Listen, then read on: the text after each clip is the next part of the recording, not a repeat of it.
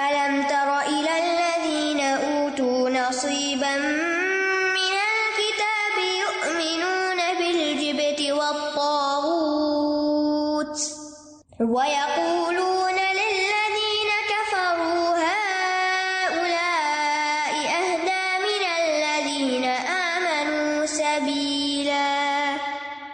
کیا آپ نے ان لوگوں کی طرف نہیں دیکھا جو کتاب کا ایک حصہ دیے گئے، وہ بتوں اور شیطانوں پر ایمان رکھتے ہیں اور کفر کرنے والوں کے بارے میں کہتے ہیں کہ یہ لوگ راستے کے اعتبار سے ایمان والوں کی نسبت زیادہ ہدایت یافتہ ہیں۔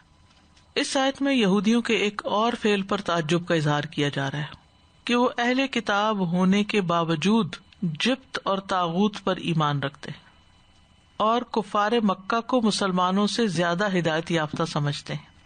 اس آیت کے شان نزول کے بارے میں ابن عباس کی روایت ہے، وہ کہتے ہیں جب کعب بن اشرف مکہ آیا تو قریش کے لوگوں نے کہا، کیا تم نے دیکھا یہ آدمی جو اپنی قوم میں سے بے اولاد ہے، نرینہ اولاد نہیں تھی نا آپ، وہ سمجھتا ہے کہ وہ ہم سے بہتر ہے، جبکہ ہم حاجیوں کے متولی، بیت اللہ کے خدمت گار اور حاجیوں کو پانی پلانے والے ہیں۔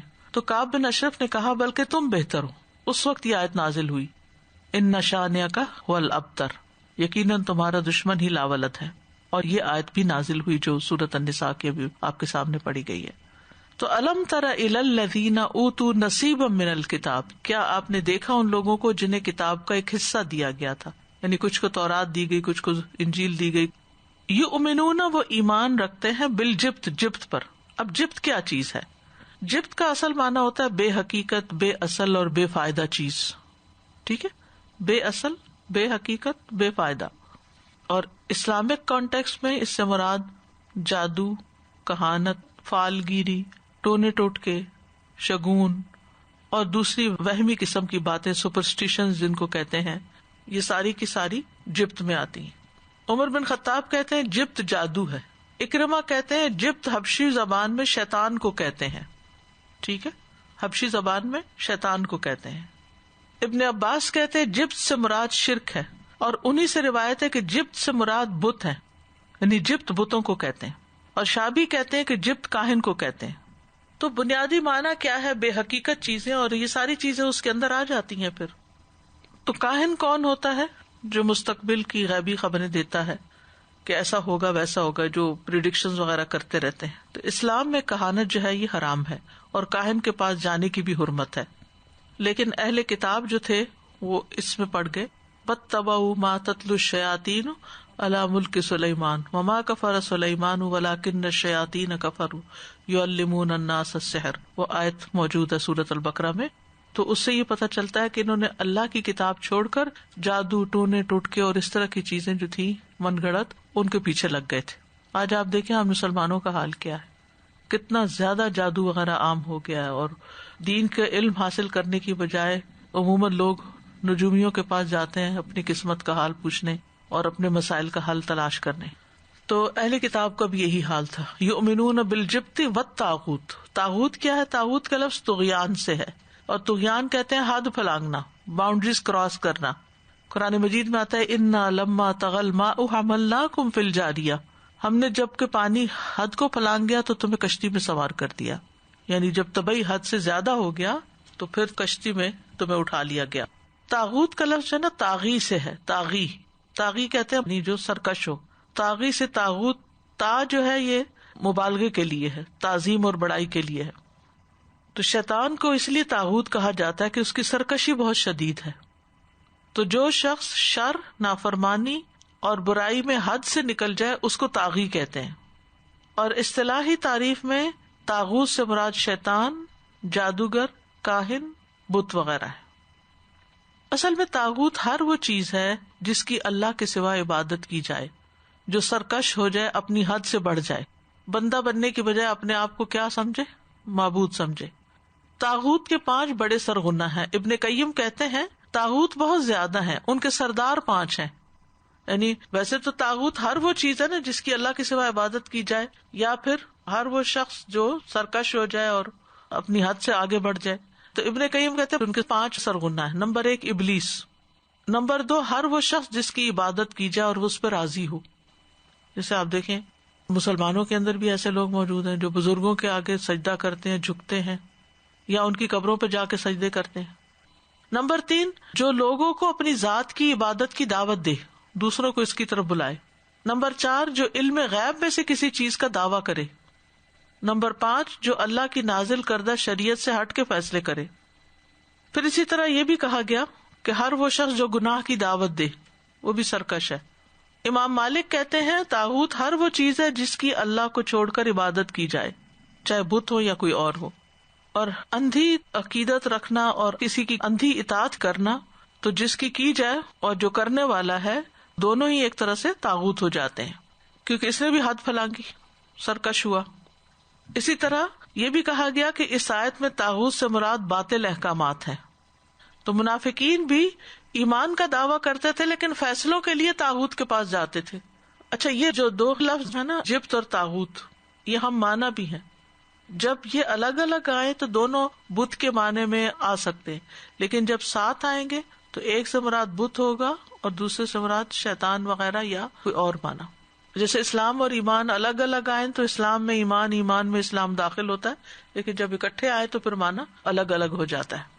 تو نوح علیہ السلام سے لے کے محمد صلی اللہ علیہ وسلم تک ہر نبی نے اپنی امت کو اللہ کی عبادت کے لیے کہا اور طاغوت کے انکار کے لیے کہا. اسی لیے ہم کہتے ہیں لا الہ الا اللہ.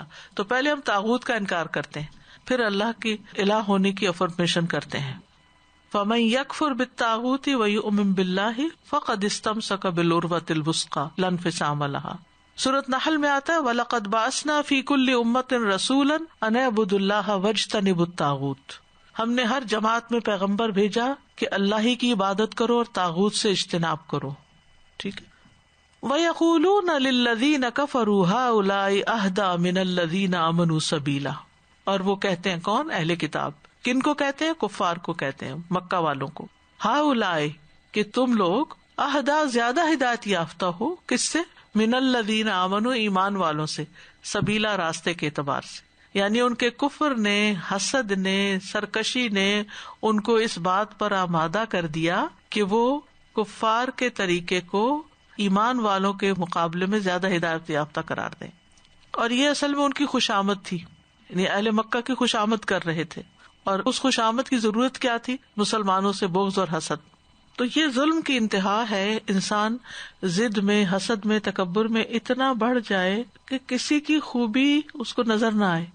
اچھا، ان کی اب کنٹراڈکشن دیکھیے. ایک طرف اپنے آپ کو بڑا اچھا سمجھتے اور دوسری طرف جو حقیقت میں اچھے لوگ تھے ان کی اچھائی ان کو نظر نہیں آتی تھی، اور جو بت پرست تھے ان کی تعریف کر رہے.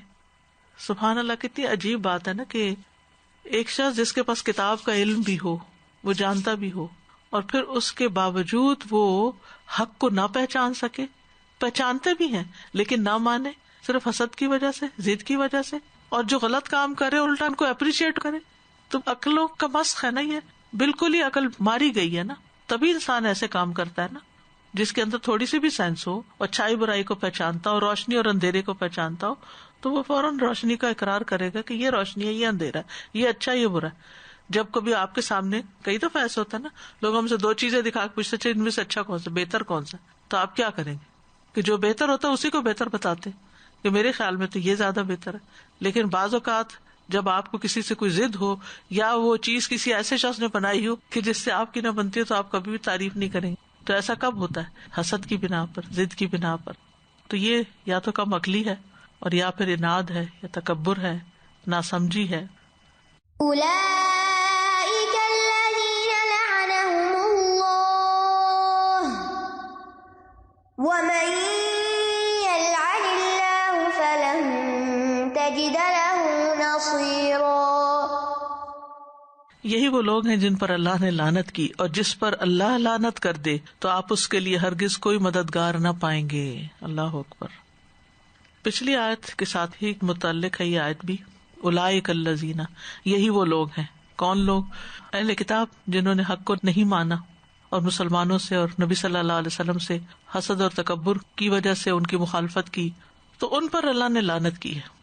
اور جس پہ اللہ لعنت کر دے اس کے لیے تو پھر کوئی بھی مدد کرنے والا نہیں. عربی میں لعنت کا مطلب ہوتا ہے دھتکار دینا، دور کر دینا. تو اس سے یہ پتہ چلتا ہے کہ ان کا جو کفر تھا نبی صلی اللہ علیہ وسلم سے اور ضد تھی، وہ ان کے لیے لعنت کا سبب بنی. یہ لعنت کے حقدار اس وجہ سے بنے. سورۃ البقرہ میں بھی آتا ہے وقالوا قلوبنا غلف، وہ کہتے ہیں ہمارے دل غلاف میں محفوظ ہیں. بل لعنہم اللہ بکفرہم، بلکہ اللہ نے ان کے کفر کی وجہ سے ان پہ لعنت کر دی. فقلیلا ما یؤمنون، تو پس وہ بہت کم ایمان لاتے ہیں، بہت تھوڑا ایمان لاتے ہیں. تو یاد رکھیے جو شخص اللہ کی رحمت سے دور ہو پھر اس کا کوئی مددگار نہیں، کوئی اس کے کام نہیں آ سکتا. دنیا میں ہو سکتا ہے کہ اپنے تعلقات کی وجہ سے اس کے دنیاوی کام بن جائے، مگر آخرت میں اس کے لیے کوئی بھی مددگار نہیں. تو اس آیت میں بنیادی طور پر اللہ کی لعنت کا نشانہ بننے سے ڈرایا گیا ہے، کیونکہ اگر انسان اللہ کی لعنت کا نشانہ بن جائے تو پھر کوئی اس کی مدد نہیں کر سکتا. وَمَن يَلْعَنِ اللَّهُ فَلَن تَجِدَ لَهُ نَصِيرًا. تو ان آیات سے تو یہ پتہ چلتا ہے کہ لعنت والے کاموں میں سر فہرست کام کیا ہے؟ کفر ہے، دین سے دشمنی ہے، ضد ہے، عناد ہے، دین والوں سے حسد ہے. اس میں ایک بہت قابل غور نکتہ ہے کہ جو لوگ بھی دین کا کام کر رہے ہوں، اگرچہ وہ آپ کی جماعت سے نہ ہوں، آپ کے گروہ سے نہ ہوں، اگر ان کے اندر کوئی خیر خوبی ہے تو اس کا اعتراف کریں، بے وجہ ضد نہ لگائیں کسی کے ساتھ. آج مسلمانوں کے اندر یہ کتنی مشکل ہے کہ جس گروہ، جماعت، آرگنائزیشن، پارٹی کے اندر وہ ہیں، بس اسی میں ہی ان کو خیر نظر آتی ہے، اس کے علاوہ کسی کی اچھائی نہیں نظر آتی. اب سارے آپ کے جھنڈے کے نیچے تو جمع نہیں ہو سکتے، سب کے حالات مختلف ہیں، ان کی سوچ مختلف ہے، لیکن سب ایک ہی رستے پہ. یہ ایسے ہی ہے، میں ہمیشہ اس کو یوں ویژوائز کرتی ہوں کہ جیسے ایک ہائی وے پہ ٹرک بھی جا رہا ہے، کار بھی جا رہی ہے، کاروں کی کئی قسمیں جا رہی ہیں، سارے ہی جا رہے ہیں نا، لیکن سارے ایک ہی ڈائریکشن پہ جا رہے ہیں.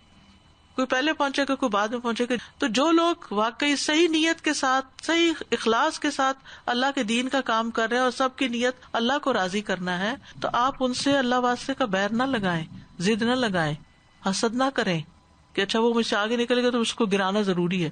جیسے سڑک پہ بعض اوقات وہ ریسنگ شروع ہو جاتی ہے نا، ایک ہی ڈائریکشن پہ جانے والوں کی، تو ایسی ریس نہ لگائیں. نیکیوں میں آگے بڑھیں، لیکن صرف اس لیے نہیں آگے بڑھے کیونکہ وہ آگے جا رہا ہے تو میں نے اس کو کاٹنا ہے اس لیے میں اس سے آگے نکلوں گا. نہیں، فاستبقوا الخیرات ففروا الی اللہ، جتنا کر سکتے ہیں کریں، لیکن ایمان والوں کے ساتھ نفرت نہ کریں، بغض نہ رکھیں، حسد نہ رکھیں.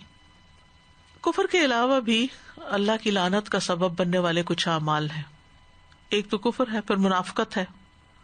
وعد اللہ المنافقین والمنافقات والکفار نار جہنم خالدین فیہا ہی حسبہم. اللہ نے منافق مردوں اور عورتوں اور کافروں سے جہنم کی آگ کا وعدہ کیا، اسی میں ہمیشہ رہنے والے، وہی ان کے لیے کافی ہے. اور وَلَعَنَهُمُ اللَّهُ وَلَهُمْ عَذَابٌ مُقِيمٌ، اللہ نے ان پہ لعنت کیا اور ان کے لیے ہمیشہ رہنے والا عذاب ہے. ایمان کے بعد اعمال میں جو چیز اللہ کی لعنت کا مستحق بناتی ہے وہ قطع رحمی ہے، رشتہ داروں سے کاٹنا. فَهَلْ عَصَيْتُمْ إِن تَوَلَّيْتُمْ أَن تُفْسِدُوا فِي الْأَرْضِ وَتُقَطِّعُوا أَرْحَامَكُمْ اولئک الذین لعنہم اللہ فاصمہم واعمی ابصارہم. سورۃ محمد. پھر یقیناً قریب ہے کہ اگر تم حاکم بن جاؤ کہ زمین میں فساد کرو اور اپنے رشتوں کو بالکل ہی کاٹ دو، یہی وہ لوگ ہیں جن پہ اللہ نے لعنت کی ہے، بس انہیں بہرا کر دیا اور ان کی آنکھیں اندھی کر دی. اسی طرح ظالم پر اللہ کی لعنت ہے.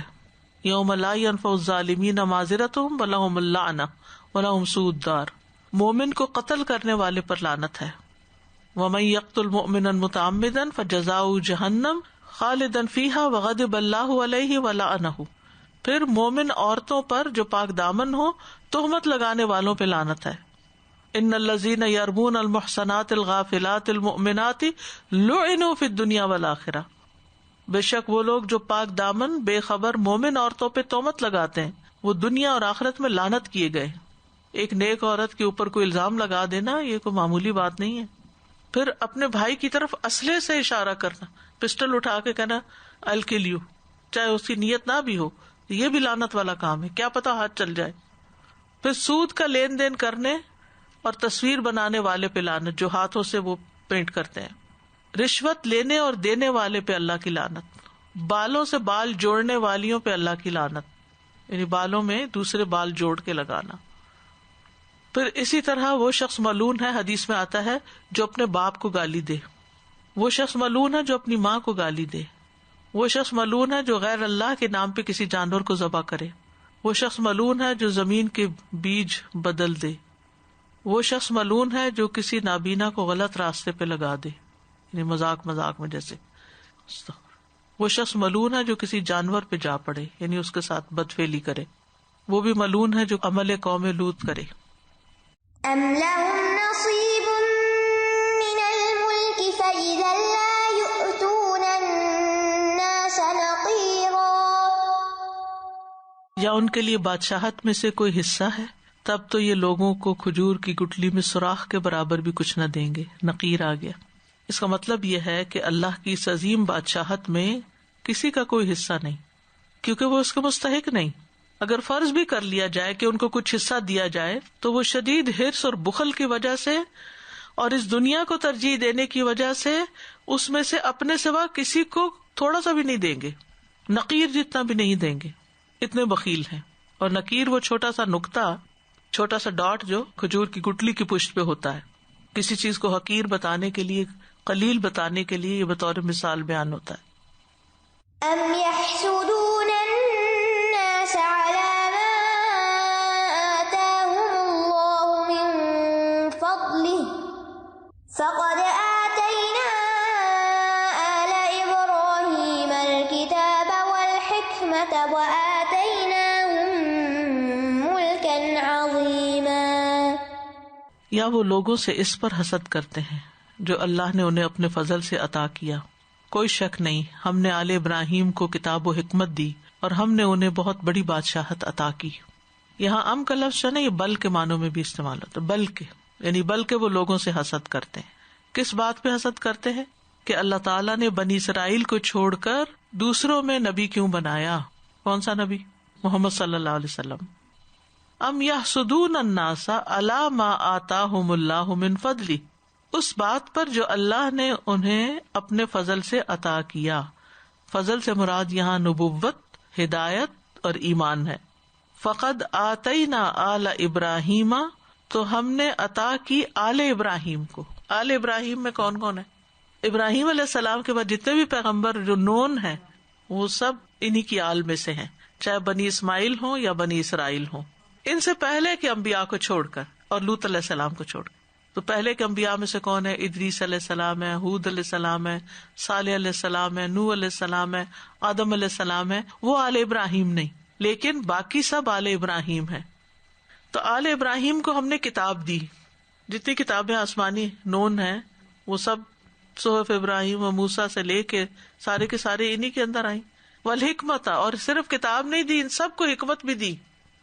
یعنی صرف کتاب نہیں اتری بلکہ کتاب کی امپلیمنٹیشن کے لیے طریقہ کار بھی بتایا گیا، سنت بھی ساتھ، انبیاء کی سنت. جب میں پڑھ رہی تھی تو میں سوچ رہی تھی کہ ابراہیم علیہ السلام کی وہ کیا نیکی تھی جس کی وجہ سے اللہ نے ان کی نسلوں میں اتنی خیر جاری کر دی. کسی کی نسل میں ایک پیغمبر کا ہونا، 2 کا ہونا، وہی بہت بڑی بات ہے. کہاں یہ کہ سارے ہی ان کی اولاد میں ہوں، پھر ایک کتاب ملے، دوسری ملے، ساری کتابیں ان کی اولاد کو ملیں، امتیں ان کی اولاد میں سے پیدا ہوں. کیا چیز تھی؟ سچائی کی تلاش، توحید، اور توحید پر یکسو ہونا، کوئی ڈاؤٹ نہیں، کوئی شک نہیں، اور اللہ کی خاطر ہر قربانی کرنے کو تیار ہو جانا، اپنی جان کی بھی آگ میں پڑنے کو تیار ہو جانا، اولاد کی بھی اسماعیل علیہ السلام کو ذبح کرنے کے لیے تیار ہو جانا، بیوی بچے کی جدائی کی، ان کو دور چھوڑ کے آ جانا، اور پھر اپنے ماں باپ کو چھوڑ دینا حق کی خاطر، کیونکہ انہوں نے کہا نکل جاؤ ورنہ ختم کر دیں گے تمہیں، یہاں نہیں رہ سکتے اب. اور پھر اس کے ساتھ ساتھ دل کا اتنا اچھا ہونا کہ جنہوں نے برا کیا ان کے لیے بھی بھلا سوچنا.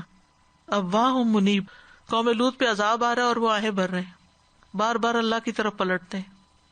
یہ خوبیاں ہیں جن کو دیکھ کر ہمیں رشک کرنا چاہیے اور ان کو اپنے اندر لانے کی کوشش کرنی چاہیے. صرف ان کی تعریف کر دینا کافی نہیں ہے، ان جیسے کام بھی کرنے کی کوشش کرنی چاہیے. شاکرا لانعمہ، نعمتوں پہ شکر گزار تھے. وآتیناہ اجرہ فی الدنیا، اللہ تعالیٰ فرماتے ہیں ہم نے اس کا اجر، اس کی نیکیوں کا اجر اس کو دنیا میں بھی دیا. اور یہ نہیں کہ صرف ابراہیم علیہ السلام کو اللہ تعالیٰ دیتے ہیں، اللہ تعالیٰ سب کو دے سکتے ہیں. ابراہیم علیہ السلام جیسا ایمان تو ہو. ہم جہاں دنیا کا معاملہ آتا ہے کمپرومائز کر جاتے ہیں، پھر کمپرومائز کر جاتے ہیں، پھر کمپرومائز کر جاتے ہیں. تو بہرحال وَآتَيْنَاهُمْ مُلْكًا عَظِيمًا، اور دنیا بھی کم نہیں دی.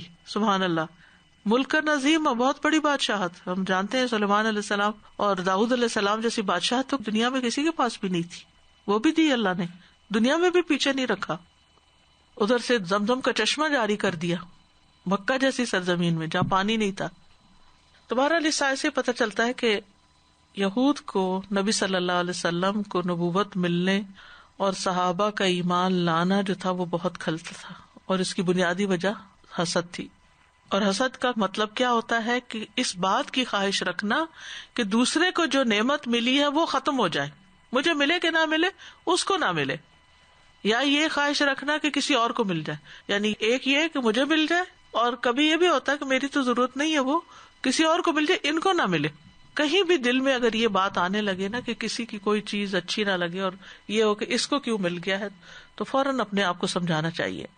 ایک قول یہ بھی ہے کہ حسد سے مراد دوسروں پر اللہ کی کسی نعمت کو ناپسند کرنا، یعنی یہ نہیں سوچنا کہ اس کو نہ ملے یا مجھے ملے یا کسی کو ملے، بس ویسے ہی ناپسند کر، اس کو کیوں ملی، اس سے آگے کچھ نہیں، یعنی خوش نہ ہو کسی کی نعمت.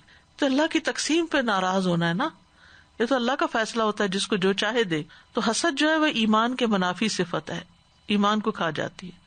نبی صلی اللہ علیہ وسلم نے فرمایا لوگ اس وقت تک خیر پر رہیں گے جب تک آپس میں حسد نہیں کریں گے، اور انتہا درجے کی بد اخلاقی ہے حسد.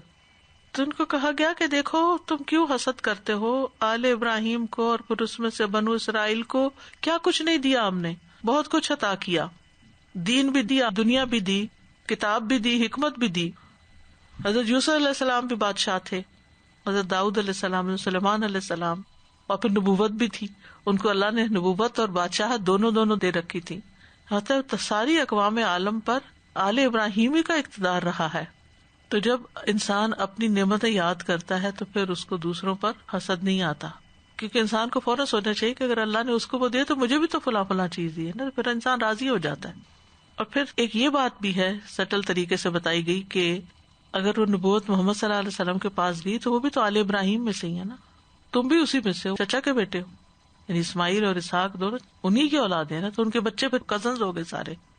لیکن انسان سوچتا نہیں، اور عموماً جیلسیز جو ہے وہ قریب کے لوگوں میں ہی زیادہ ہوتی ہیں.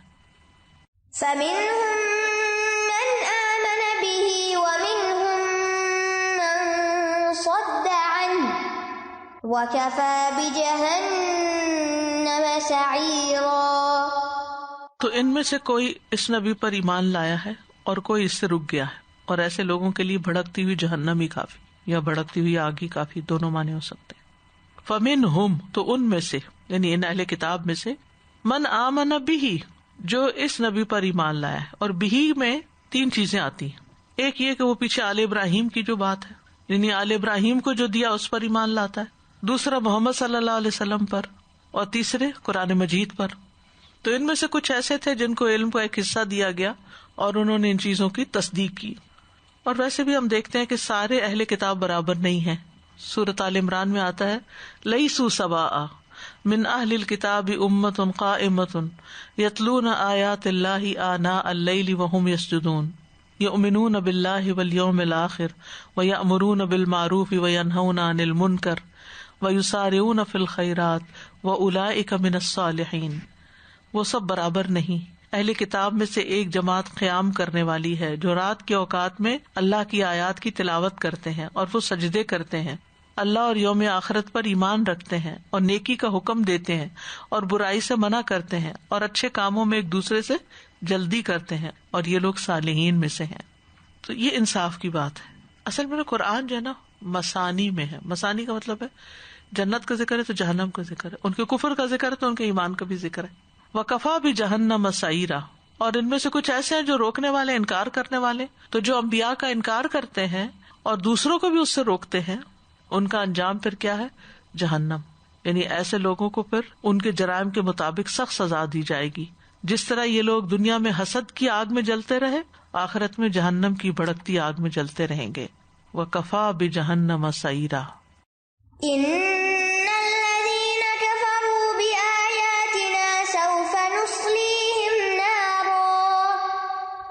سوف نصليهم نارا كلما نضجت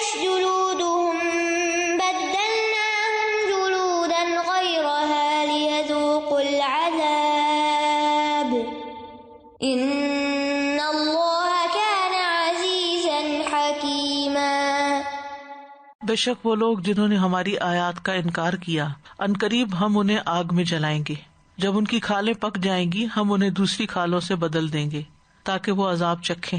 بے شک اللہ بہت زبردست، بہت حکمت والا ہے۔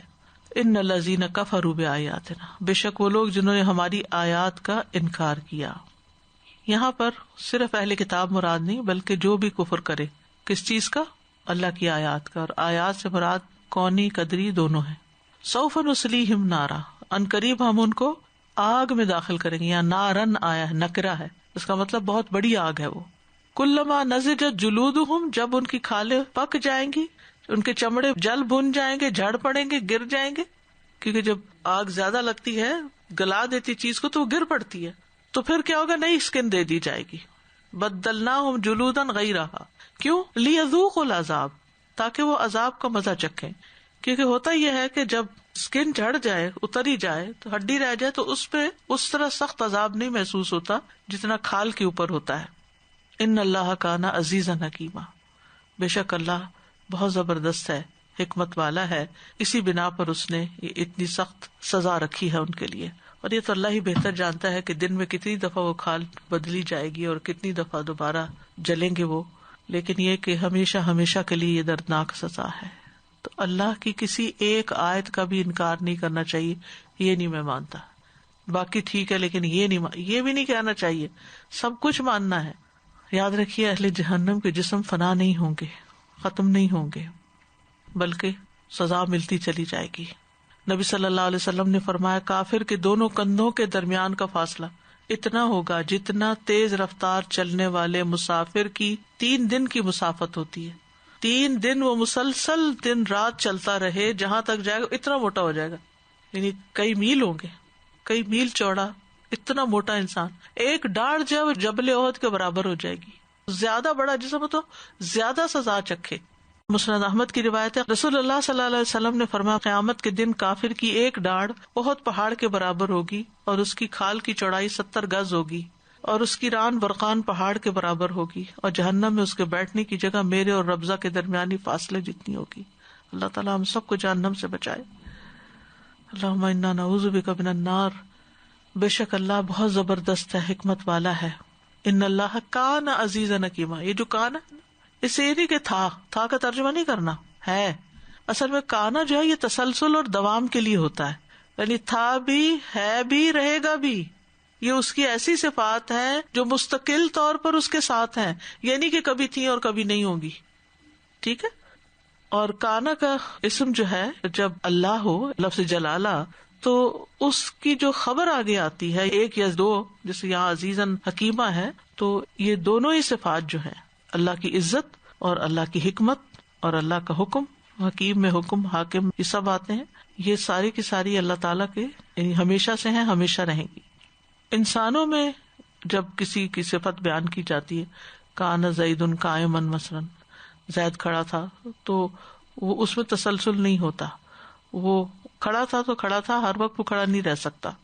بہرحال اللہ تعالیٰ غالب بھی ہے، حکمت والا بھی ہے، یعنی جس چیز کی وہ اپنے دشمنوں کو دھمکی دیتا ہے اس دھمکی کو نافذ بھی کرتا ہے، اور اس کو نافذ کرنے سے عاجز نہیں ہے، اور اس کے ساتھ ساتھ وہ کسی کو ظلم کے ساتھ سزا نہیں دیتا، حکمت کی بنا پہ دیتا ہے کہ کون ڈیزرو کرتا ہے۔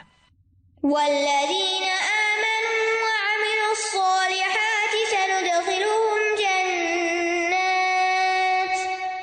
سندخلهم جنات تجری من تحتها الانہار خالدین فیہا ابدا لهم فیہا ازواج مطہرہ وندخلهم ذلا ظلیلا۔ اور وہ لوگ جو ایمان لائے اور انہوں نے نیک عمل کیے، عنقریب ہم انہیں ایسے باغات میں داخل کریں گے جن کے نیچے سے نہریں بہتی ہیں، وہ ان میں ہمیشہ ہمیشہ رہنے والے ہیں۔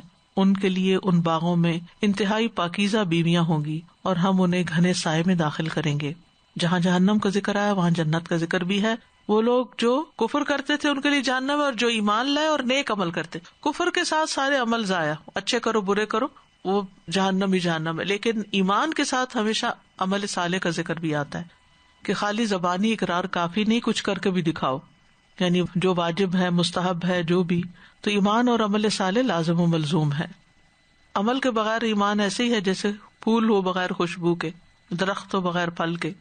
صحابہ کرام نے اس نقطے کو اچھی طرح سمجھ لیا تھا، تو ان کی زندگیاں اعمال صالحہ سے مالا مال تھی. چاہے عبادات کا معاملہ ہو، چاہے اخلاقیات کا ہو، سچائی ہو، امانت ہو، دیانت ہو، ہمدردی ہو، ساری اخلاقی خوبیاں تھیں ان کے اندر. تو ایسے لوگوں کی جزا کیا؟ سندخلہم جنات تجری من تحتها الانہار خالدین فیہا ابدا، کہ وہ سدا بہار باغات میں رہیں گے جن کے اطراف و اکناف میں نہریں رواں دواں ہوں گی، جہاں چاہیں گے رہیں گے اور جو چاہیں گے مل جائے گا، ہمیشہ ہمیشہ رہیں گے، کہیں جانا نہ چاہیں گے. اس میں دودھ کی نہریں ہوں گی، شراب کی نہریں ہوں گی، پانی کی نہریں ہوں گی، شہد کی نہریں ہوں گی، سمندر ہوں گے. لہم فیہا ازواج مطہرہ، پاکیزہ بیویاں ہوں گی، بری عادات اور برے اخلاق سے پاک، ہر میل اور ہر عیب سے پاک. وندخلہم ظلا ظلیلا، اور ہم ان کو گھنے سایوں میں داخل کریں گے. جنت میں لمبے لمبے سائے ہوں گے. حضرت ابو ہریرہ نبی صلی اللہ علیہ وسلم سے روایت کرتے ہیں، آپ نے فرمایا بے شک جنت میں ایک درخت اتنا بڑا ہوگا کہ ایک سوار اس کے سائے میں 100 سال تک چلے گا، پھر بھی اس کا سایہ ختم نہ ہوگا. اگر تمہارا جی چاہے تو اس آیت کی قرات کر لو. وظل ممدود، ایسا سایہ جو خوب پھیلا ہوا ہوگا. تو اللہ سبحانہ وتعالی ہم سب کو اپنی جنتوں میں بسائے اور ہمیں نیک اعمال کی توفیق دے. وآخر دعوانا ان الحمد للہ رب العالمین. سبحانک اللہم وبحمدک، اشہد ان لا الہ الا انت، استغفرک واتوب الیک. السلام علیکم ورحمۃ اللہ وبرکاتہ.